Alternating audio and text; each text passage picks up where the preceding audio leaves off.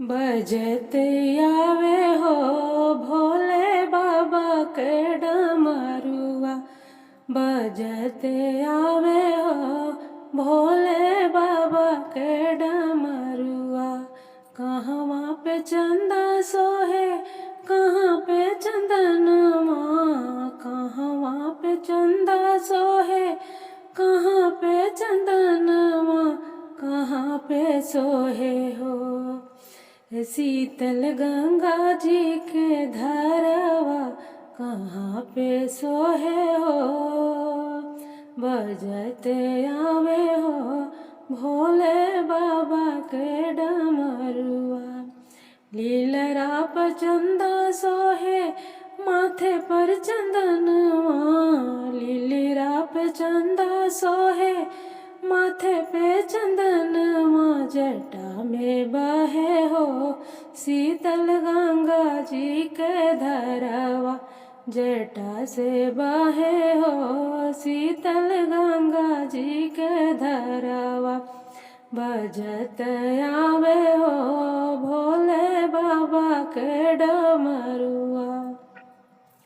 कहवा पे बिछुआ सोहे कहाँ मृग छलवा। कहवा पे बिछुआ सोहे कहाँ मृग छलवा।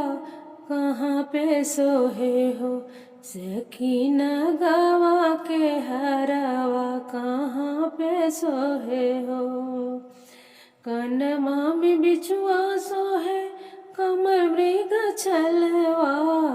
कनमा में बिछुआ सोहे कमर मृग छलवा। गले में सोहे हो सखीना गवा के हरवा।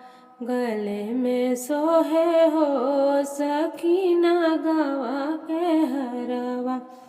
बजत आवे हो भोले बाबा के डमरुआ।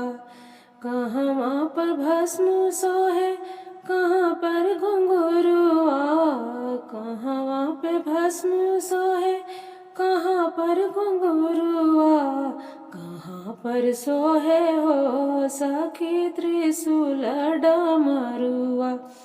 कहाँ पर सोहे हो सखी त्रिशूल डमरुआ। तनवा पे भस्म सोहे पाँव में घुंघरुआ।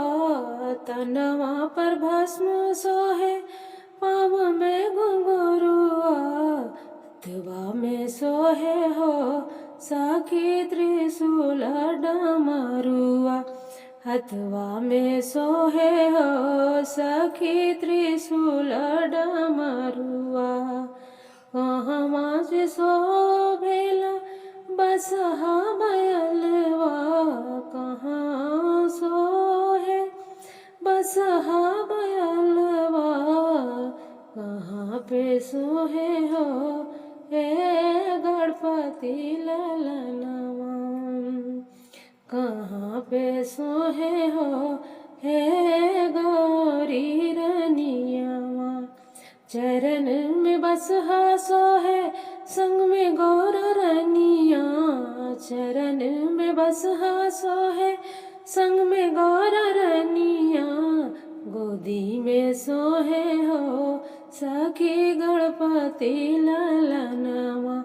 गले में गोदी में सोहे हो सखी गणपति ललनवा। बजत आवे हो भोले बाबा के डमरुआ।